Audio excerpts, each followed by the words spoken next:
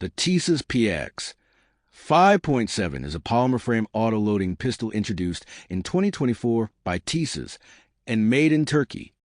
The PX-5.7 is chambered with a 5.728mm cartridge and uses magazines that hold 20 rounds that IT operates on a delayed blowback system.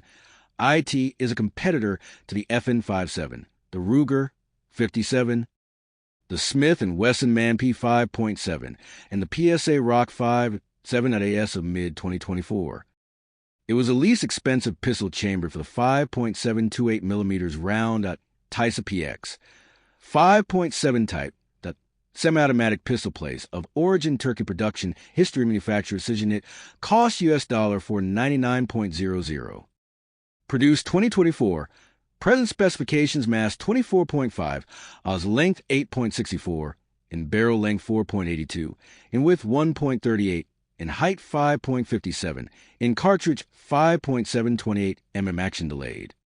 Blowback feed system 20 round box, magazine sights adjustable rear sight, and fiber optic front sight.